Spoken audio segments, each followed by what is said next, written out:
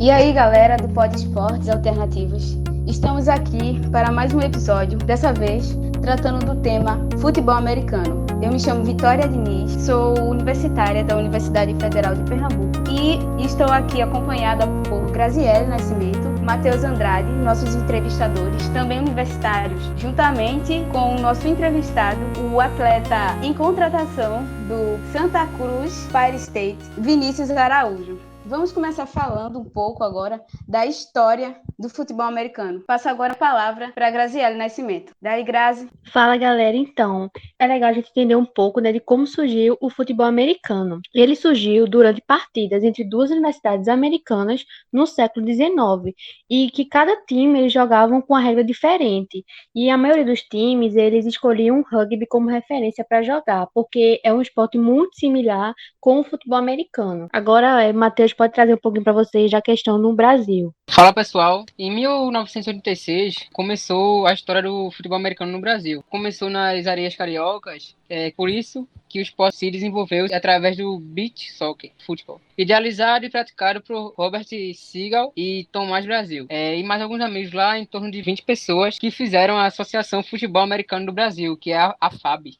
Com o surgimento de TVs a cabo no Brasil e com transmissão na TV aberta, o esporte ganhou popularidade nos anos 90. Assim, o flag football começou a ser implantado em São Paulo nas escolas, fazendo parte da grade de educação física. Em 1991, surgiu a primeira equipe de futebol americano de grama, que foi o Joinville Blackhawks, fundado por Dennis Pratt, que foi em 1994 a equipe passou a se chamar Joinville Panthers. No dia 25 de outubro de 2008, o Curitiba Browns Spiders, hoje conhecido como o Brown Spiders FA, e o Barig Crocodiles, que hoje é o Curitiba Crocodiles, fizeram história. Diante de 2.500 pessoas, as equipes paranaenses jogaram a primeira partida com os equipamentos completos, full pad, do país. E é isso, passar a palavra para a Vitória. Bom, galera, como podemos ver, demorou aí bastante tempo para ter a primeira partida com os equipamentos completos. Diante disso, eu passo a pergunta para Vinícius, como é os equipamentos? Porque para a gente entender melhor o porquê dessa demora, temos que entender também como são os equipamentos, né? O que constitui esses equipamentos. Beleza, galera. Assim, eu sou jogador de futebol americano, né? E em relação aos equipamentos, né? A gente teve algum problema no início do futebol americano aqui no Brasil por causa do custo, certo? Então, até hoje em dia a gente tem, né? Se você parar para reparar, comparar, né, o futebol americano com o futebol tradicional, que a gente só precisa geralmente comprar chuteira, no futebol americano a gente tem outros equipamentos. Então, como o Matheus falou aí, o primeiro jogo de full pad, né, foi em 2008. Quando a gente fala full pad, é o equipamento completo, né? Seria a vestimenta completa. A gente usa um equipamento que é o shoulder pad, ele protege os ombros, a caixa torácica, certo? E a clavícula também, né? Essas partes mais vulneráveis a contato, né? Usa o capacete também e dependendo da posição a gente usa outros equipamentos, mas no mais é isso, assim, de fora do comum, né? Os outros equipamentos são normais, a gente usa calça, né? Geralmente, o short térmico, o fardamento do time, certo? O padrão do time e chuteiras, certo? E como a gente joga futebol americano e depende do campo também, a gente tem algumas diferenças de chuteira, mas a diferença não é tão grande assim, sabe? No mais é isso, em relação aos equipamentos, a gente teve essa dificuldade de trazer os equipamentos para cá porque eles são bastante caros, então, como eu já falei, quando você para reparar com outros esportes, para ter a comparação com outros esportes, a gente tem um capacete, a gente tem essa proteção do shoulder pad, certo? Que é dos ombros, né? A gente tem uma chuteira que talvez seja um pouco mais cara, então, juntando tudo isso aí, fica um pouco inviável para algumas pessoas, né? E qual seria uma alternativa de substituir esses equipamentos na ausência deles? O que seria possível utilizar? Bem, a gente hoje em dia encontrou, né, alguns equipamentos mais em conta. As chuteiras, a gente utiliza as chuteiras de futebol, né, normal, não a chuteira apropriada para futebol americano. E por ter passado mais esse tempo, né, o Brasil se tornou um mercado muito consumidor assim, do material de futebol americano. Então, algumas empresas elas começaram a vir para aqui para o Brasil, certo? E produzir aqui no Brasil os equipamentos, né? São poucas empresas, mas elas produzem. Então, quando a gente fala de questão de custo, quando a empresa vem para o Brasil, fica teoricamente mais barato. Então, uma alternativa foi essa, né? Foi trazer as empresas para o Brasil, certo? Em relação aos equipamentos em si, a gente não tem como adaptar, certo? O capacete, ele é um capacete apropriado, com material apropriado, né? Que consiste de plástico, ferro também e algumas partes de acolchoada, né? Para a questão do impacto. E o shoulder pad, ele é feito de borracha, né? E algum plástico e acolchoado também para evitar os impactos, amenizar os impactos, né? Os efeitos do impacto. E, então, assim, fica um pouco restrito porque a gente não pode substituir esse equipamento por uma outra coisa. Então, mais uma coisa que baixou o custo foi justamente as empresas virem para o Brasil, se interessarem mais pelo mercado brasileiro e que a gente se tornou um dos grandes mercados. Depois do México, a gente é o terceiro mercado no mundo inteiro que consome mais produtos de futebol americano. Massa. Aí a gente já pode agora puxar um pouquinho para a questão de como joga, como funciona. Porque, por exemplo, ano passado eu comecei a acompanhar o futebol americano, mas é muita informação e eu acho que, né, a galera aí que tá começando a conhecer agora deve ter a dúvida de como joga, algumas regras, faltas. Aí acho interessante a gente também, né, começar a conversar sobre isso. Quando a gente, por alto assim, eu vou tentar ser breve para vocês, porque realmente, quando você vê de cara, é um pouco complicado de entender. Mas vale a pena, certo? Eu sou suspeito de falar, mas vale a pena você entender. O futebol americano é dividido em dois times, né? Basicamente, o time de ataque e o time de defesa. E a gente vai ter um ganho de território. Então, cada time, por exemplo, o time de ataque, ele vai ter 4 chances, que a gente no futebol americano a gente chama de descidas. Eles vão ter 4 chances de avançar 10 jardas. Então, por exemplo, e cada jarda dessa, ela é mais ou menos 1 metro a distância, certo? Então, você tem mais ou menos 10 metros para poder avançar, certo? Cada time, né, no caso, o time de ataque, ele vai ter 4 chances de completar essas 10 jardas. Então, por exemplo, se na primeira chance ele conseguir avançar 5 jardas, na segunda, ele vai ter que avançar mais 5 jardas, certo? Pode ser que ele consiga e não, certo? Então, dependendo, por exemplo, se ele conseguir avançar as 5 jardas que faltam para as 10, ele volta para a primeira descida, certo? Ele avançou as 10 jardas, mas ele ganha a primeira descida de novo, entendeu? Caso ele não consiga avançar essas 5 jardas para completar as 10, ele tem que ter mais 2 chances, né, que no caso para completar as 4, para avançar. Caso ele não consiga nessas 4 converter o avanço das 10 jardas, ele tem que passar a bola para outro time. Então é isso, o futebol americano ele consiste em ganho de território, certo? Então o time avança às vezes 10 jardas, na outra descida ele avança 15, ou avança 12, ou avança 3 só, certo? Mas o objetivo é avançar 10 jardas em 4 chances, certo? No mais é isso. E o time de defesa ele tem que evitar que esse time avance. Então o quarterback, que é o jogador principal, ele vai lançar a bola, certo? Ou passar a bola para algum jogador e vai tentar ganhar o máximo de jardas, certo? Que ele conseguir. Consiste mais nisso, né? A gente tem o terceiro time também, a gente tem o time de ataque, o time de defesa, né? De cada equipe, e tem o special team, certo? Que é o time de especialistas. Esse time vai entrar em situações específicas do jogo, que eu não vou entrar muito a fundo, porque vendo o jogo realmente que a gente vai entender, mas são as situações específicas que ocorrem durante o jogo e precisa ter um time especial. Entendi. E a questão do kick-off, como é que funciona isso?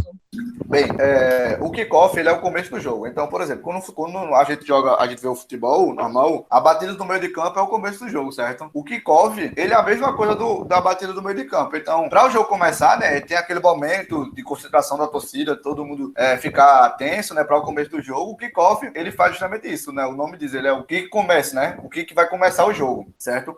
A partir disso aí, começa realmente o jogo, né? A gente vai ter as jogadas, o time que vai receber a bola, justamente como eu falei a vocês, o special team, ele vai justamente entrar nessa situação, na de kickoff, certo? Em outras situações específicas. Então, no kickoff, né, que é essa situação do kickoff, ela é no começo do jogo e no começo do segundo tempo, né? A gente, no futebol americano, assim como no basquete, a gente tem a divisão de 4 tempos. Então, cada tempo, né, ou primeiro tempo e no segundo tempo, tem 2 tempos, certo? Então, são 4 tempos, né, de 15 minutos, certo? Que os times vão ter para poder conseguir fazer a pontuação, né? E nesse momento do kickoff, o time de especialista vai estar lá, certo? O time que está com a posse da bola, ele chuta a bola, né? O outro time vai recepcionar a bola e vai tentar correr para avançar o máximo de jardas que puder, certo? E aí começa realmente o jogo, né? Sai os times de especialista do campo, que são 11 jogadores, né, de cada lado, tanto o time de defesa como o time de ataque, como o time de especialista tem 11 jogadores, né? Assim como no futebol normal, a gente vai ter 11 jogadores. E eles saem do campo, né? Esse time de especialista sai do campo e entra o time de defesa e o time de ataque, propriamente dito, certo? Sim, Vinícius, aí tu falou em questão dos tempos aí e tal. Aí eu fiquei na dúvida aqui, tipo, se tem tempo de falta, como é que funciona isso, de substituição, se o tempo para ou não para, porque quando a gente assiste um jogo de futebol americano, demora, tipo, horas pra acabar um jogo, tá ligado? E aí eu fiquei nessa curiosidade. Matheus, quando a gente fala de tempo, realmente o futebol americano é um jogo que não é tão dinâmico, certo? Como, por exemplo, o rugby, que é o seu primo ali, né? E por isso, muita gente não tem paciência pra assistir, né? Nesse sentido, porque ele realmente para muito. Mas as jogadas são bem articuladas, certo? Toda vez que a bola bola ou cai no chão, ou o jogador faz a recepção e para a bola, ou acontece alguma jogada que tem um travamento do jogo, a gente tem a parada do jogo e o tempo para também, certo? Nessa questão de tempo, a gente vai ver também que os times, eles podem pedir tempo, certo? Então, se não me engano, a cada quarto, cada time tem um pedido de tempo, certo? Então, o primeiro quarto eles têm um pedido de tempo, o segundo quarto um pedido de tempo e assim por diante. Até no caso, são 4 pedidos de tempo que ele tem durante o jogo todo, né? Cada vez que a bola para o tempo, certo? Por isso que demora tanto, né? A gente vai parar para pensar, são 4 tempos de 15 minutos, né? Que dá 1 hora, teoricamente, mas o jogo para, aí tem um intervalo, aí tem falta, aí tem uma jogada que tem que voltar jardas, entendeu? A gente vai ver que as faltas, elas consistem em ganho de jarda e perca de jarda. Então, por exemplo, se o time de ataque ele fez falta, isso pode ser uma dúvida de vocês também, mas eu já vou entrar um pouco. Se o time de ataque ele comete falta, ele perde jardas. A missão dele não é avançar território, então se ele faz uma falta, ele tem que retroceder, certo? Então, por exemplo, existem algumas faltas, né, que a gente vai falar talvez mais à frente, que elas perdem 15 jardas, 10 jardas, 5. Então, assim, depende da falta também, depende da gravidade. Ou pode ganhar jardas. Se o time de defesa fez a falta, o time de ataque vai ganhar jardas, entendeu? E, consequentemente, né, se parar para pensar, o time de defesa vai perder jardas, então ele vai perder espaço no campo, né? E uma coisa que eu também não falei, né, na parte de como o jogo funciona, esses times têm que avançar o território até chegar na end zone, né, que é a parte de fazer o touchdown, que é como se fosse o gol, né? Então, os times, eles avançam, né, o campo, ele tem ao todo 100 jardas, então eles vão avançando, certo, até chegar perto da end zone, que são as 10 últimas jardas do campo, né? E quando eles entram, né, um jogador entra nessa end zone, um jogador do time de ataque consegue entrar nessa end zone, né, a partir de uma jogada, é touchdown, certo? Esse é das formas de pontuar. A outra forma é fazendo um field goal, certo? O field goal, ele é um chute, certo? Que é dado, por exemplo, o time, ele chegou na terceira descida da campanha, né, que ele tem 4 chances. Quando ele chegou na terceira descida, ele não conseguiu avançar as 10 jardas. Então, ele pode optar por chutar a bola. Caso ele chute a bola e acerte aquele Y, aquele tradicional Y que a gente vê nos filmes, se ele acertar aquele Y, ele faz 3 pontos, que seria a metade dos pontos do touchdown, certo? O touchdown, ele vale 6 pontos. E após o touchdown, o time pode acertar também um chute. Então, eles podem optar por chutar a bola também e fazer um ponto extra. Nós chamamos de extra point. Então, eles fazem 6 pontos depois que entram na end zone e faz mais um ponto do chute. Top. Tem outra coisa que eu acho que muita gente tem dúvida, inclusive eu até hoje, não entrou na minha cabeça, é a questão de como funciona e o que é o delay of game. Sabe explicar um pouco? Bem, se você levar o pé da letra, o delay of game, ele é o atraso de jogo. Por exemplo, existem faltas que são consistentes do delay of game. Então, por exemplo, ela é uma falta, não, o delay of game é uma falta. Quando cada time ele vai ter um tempo para poder fazer a jogada. Então, por exemplo, ele tem 45 segundos para fazer a jogada. O time de ataque, ele tem 45 segundos para o quarterback, que é o jogador principal, conversar com o seu time de ataque, os outros 10 jogadores, e ver qual é a jogada que vai fazer. E ele tem 45 segundos para fazer isso, para conversar, ver qual é a jogada que vai fazer, organizar o time, certo? E fazer a jogada, entendeu? Então, por exemplo, se ele não conseguir, se ele estourar o tempo, é delay of game, ou seja, ele está atrasando o jogo. Com isso, ele perde 10 jardas. Se eu não me engano, a falta de delay of game são 10 jardas. Então, o time de ataque, se ele estourar o cronômetro de 45 segundos, que é o tempo de jogada, ele perde 10 jardas. Então, Vinícius, conta um pouquinho pra gente a tua experiência no futebol americano. Já falamos aqui, tu tá sendo um atleta em processo de contratação, né? Conta um pouco da tua experiência nos times que participou, que tu vai participar, e como foi que tu conheceu o futebol americano. Bem, Vitória, aqui em Pernambuco a gente tem alguns times, né? A gente tinha mais times, mas acabou que por questão de estruturação mesmo, né, do time, como eu falei, o futebol americano ele não é um esporte muito barato. Então, por questão de estruturação mesmo, a gente se reduziu a 3 times hoje, né? A gente tinha cerca de 5 times, ou às vezes até mais, né? Algum time surgia, depois parava de treinar, enfim, né? Aí acabando se complicando. Mas hoje a gente tem 3 times principais, que é o Apache, Recife Apache, Santa Cruz Pirates, certo? Que é o time do Santa Cruz, né? O time de futebol do Santa Cruz tem o time de futebol, né? E tem o time de futebol americano, certo? Eles têm uma parte no Santa Cruz, né? Que é de futebol americano. E tem o Recife Mariners. Eu fiz a seleção no Recife Mariners, fiz um teste, né, neles, para poder entrar no time. Consegui entrar no time B. Eles têm 2 times, é o time de desenvolvimento, o Mariners Development, e tem o time principal. O time B, né, que seria o desenvolvimento, joga a BFA, que é a Liga Brasileira Acesso, para subir para a primeira divisão, como se fosse a primeira divisão. E tem o time principal que joga a BFA normal, certo? A BFA Série A. E eu fiz o teste, passei para o time de desenvolvimento, né, porque eu não tinha experiência nenhuma com futebol americano. Eu conheci o futebol americano em 2018 por um amigo da faculdade, né, Fernandes, que futuramente vai ser meu companheiro de time no Pirates. E agora, né, fiz o teste. Por conta da pandemia, tive que parar de treinar com o time, né? A gente não teve temporada da BFA, que é a Liga Brasileira, o ano passado, né? Não pude jogar, né? Só apenas treinei pelo time, mas comecei a conhecer mais, estudei mais, comecei a adquirir mais conhecimento,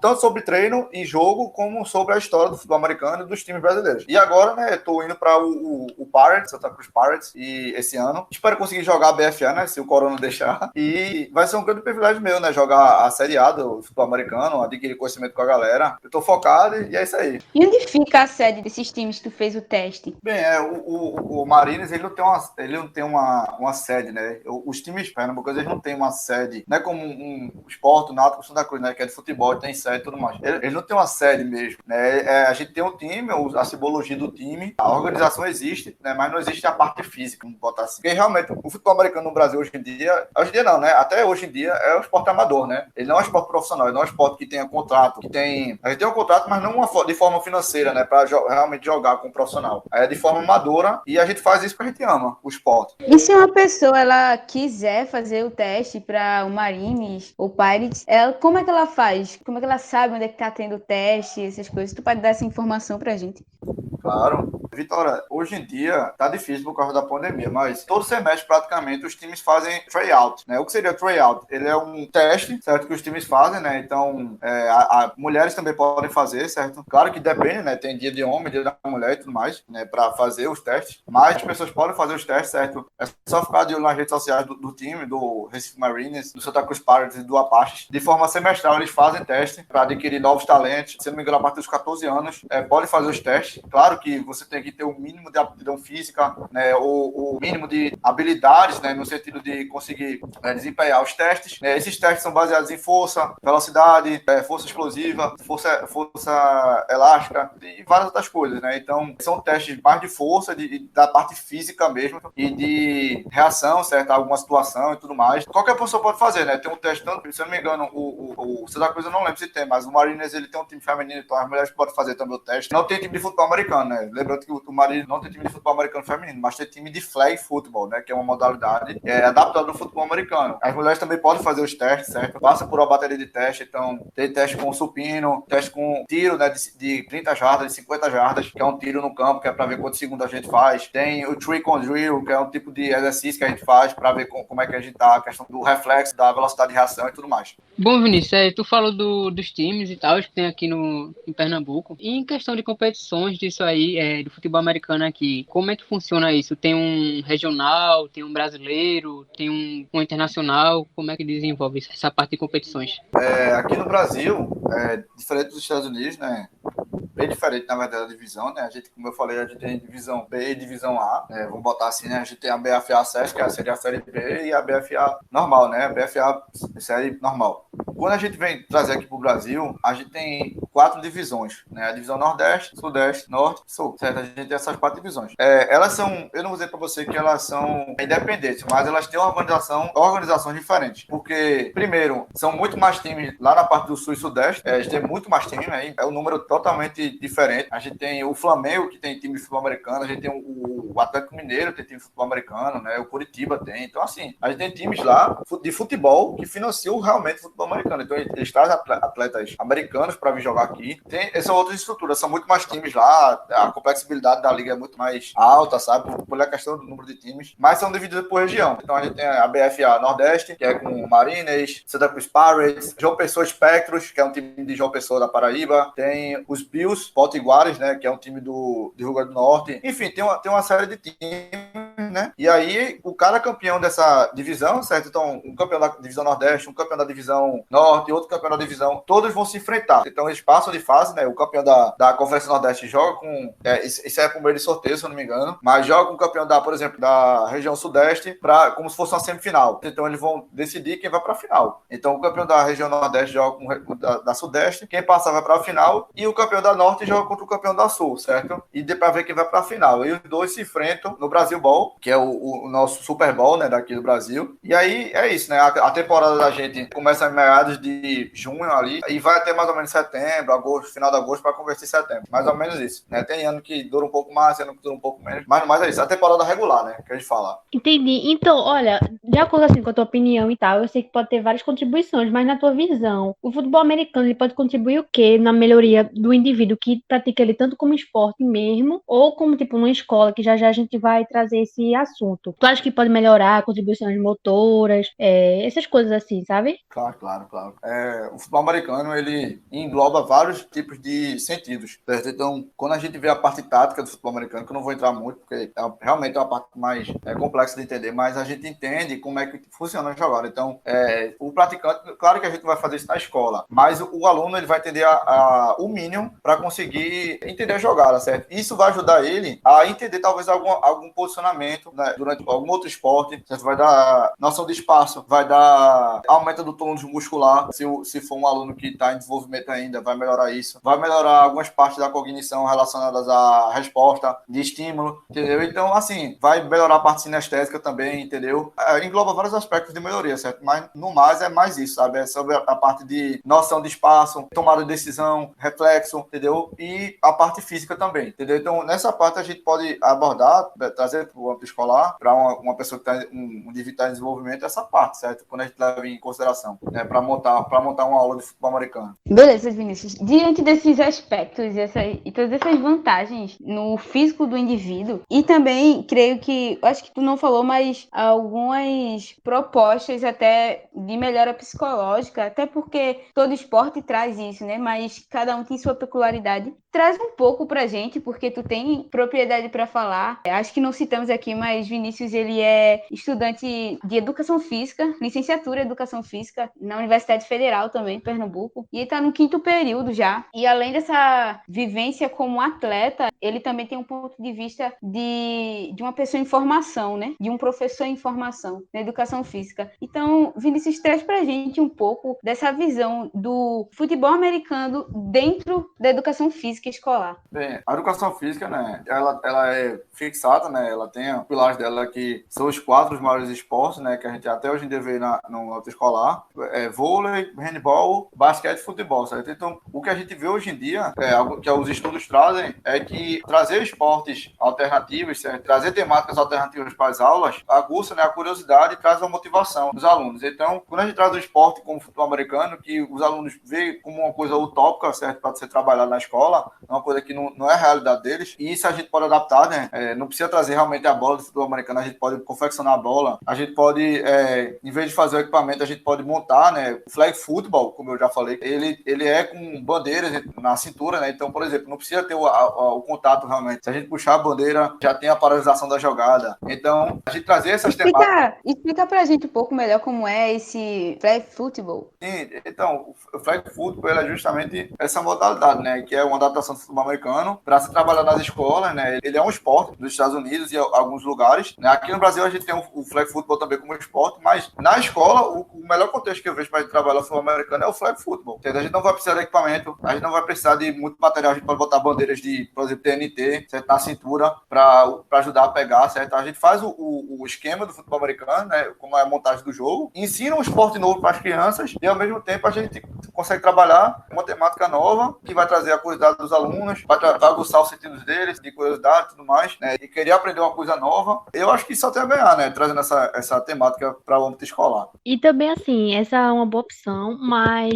o professor também pode trazer a alternativa de, junto com os alunos, ele criar um material. No caso, criar bola do futebol americano, que tem várias opções, porque ele pode fazer com os alunos a questão do utilizar um aluno como quarterback, fazer os lançamentos, mesmo que seja um espaço pequeno, acho que dá para trabalhar. E a questão de confeccionar o material é muito interessante, né? De fazer isso. Então, só para deixar claro aqui, essa dinâmica do flag football é usar a dinâmica do futebol americano, sendo que com a adaptação de colocar uma corda, ou até, como tu falou, um pedaço de TNT amarrado à cintura de cada jogador, no caso, e daí o objetivo é capturar ou no caso, todas as fitas do seu adversário. É isso ou eu tô errada? Não, quando a gente para, vou fazer uma analogia que a gente estava conversando hoje já, né? E eu falei disso, é como se fosse um cara congelou. Então, por exemplo, a gente vai montar, certo? Claro que a gente vai montar como o futebol americano em si, né? Porque o número de alunos vai ser menor, não vai ter como a gente pegar uma aula para montar isso. Mas vamos supor que a gente bota um time de 6 contra 6, certo? 7 contra 7. Vai ter jogada normal, o quarterback, que é o jogador principal, o aluno, ele vai lançar a bola, e quem recepcionar a bola, ou, por exemplo, né, não precisa lançar, né? O aluno pode correr com a bola. Quando ele correr, o time que estiver defendendo vai ter que puxar a fita dele, da cintura. Então, por exemplo, puxou a fita, acabou a jogada, certo? Não vai precisar ter o contato, não vai precisar agarrar, não vai precisar puxar para baixo. Só puxou a fita, acabou a jogada, certo? Então, se vão ser 7 contra 7, teoricamente vai ter um marcando um.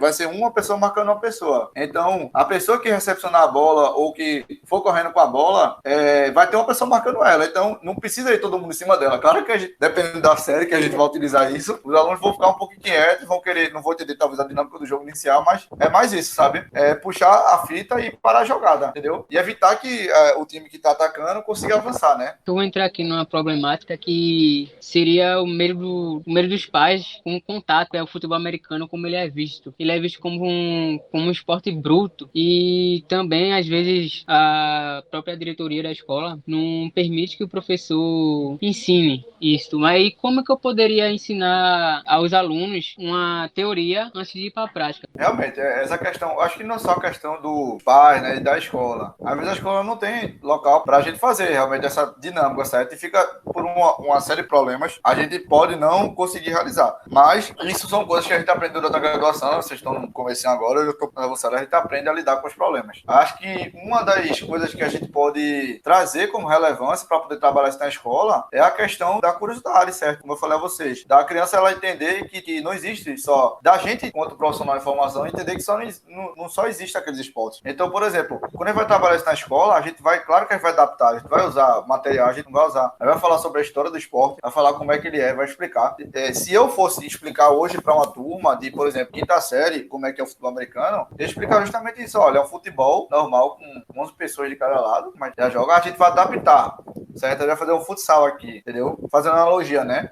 Para diminuir a turma, e a gente vai fazer o seguinte, a gente vai fazer como se fosse um barra-bandeira, certo? Vai ficar uma galera de um lado, outra galera do outro, certo? E vai tentar passar a bola, certo? Como se fosse uma barra-bandeira. Então, para os alunos eu fazia essa analogia, certo? Para os pais, caso eles viessem fazer alguma indagação e tudo mais, eu explicaria, olha, existem estudos, né? Claro que tem pais que não vai dar pra gente dialogar dessa forma, né? A gente vai precisar realmente mostrar que tratar esportes alternativos está nas bases também curriculares da gente, certo? Trazer novas experiências, né, para os alunos. Mas, se eu fosse falar para os pais, eu diria que é uma temática nova, certo? Que o aluno tem que aprender aprender não, né? Mas ter essa vivência, certo?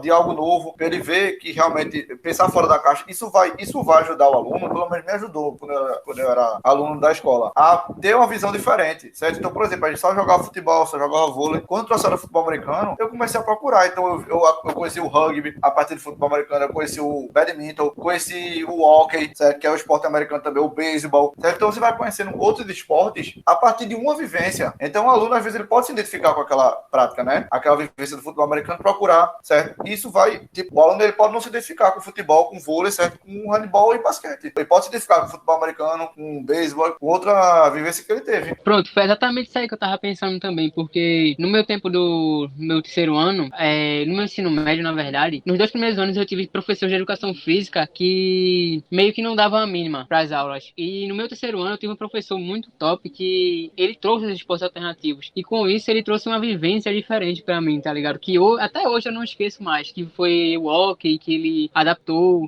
foi o futebol americano que ele trouxe, que nenhum professor tinha dado antes esse assunto. E eu acho que o papel do professor de educação física é isso na escola, que é através de esportes diferentes ele desenvolver a capacidade cognitiva do aluno, motora, física. Com isso, os alunos jamais vão esquecer dessas aulas, entendeu? Aí vai guardar na memória. Realmente, hoje deu para ter uma noção de que o futebol americano não é só aquilo que a gente vê nos filmes e nas séries, né? Por exemplo, eu não tinha noção de que um jogo parava tantas vezes, né? Tinha tantas pausas, como tu falou aí, pausa por conta de alguma falta, de algum travamento ali, né? Da bola. Para mim, a impressão que me dava era que esse esporte era bem dinâmico e que, tipo, ele realmente não tinha tantas pausas assim, era bem corrido. E a adaptação, trazer o futebol americano para a escola é sim possível, como tu já falou, Vinícius. E a importância não só do futebol americano, mas dos esportes alternativos na vivência escolar é tamanha, e é tamanha ainda a falta de conscientização que a galera tem, as pessoas, os alunos e os professores, porque se tivessem consciência, trariam mais vezes o futebol americano, os esportes alternativos. A consciência é realmente pequena e quase inexistente, porque vemos aí poucos relatos de estudantes que tiveram uma vivência com algum esporte alternativo durante todo o seu período de ensino médio e fundamental, né? Então, eu queria agradecer pela contribuição de Vinícius hoje. Obrigada, Vinícius. Tamo junto. Agradecer também a presença de Graciele e de Matheus aqui. Obrigadão. É nóis. Com tanto aprendizado, a gente encerra o nosso podcast e fica ligado, galera, que vai vir mais episódios. Falou!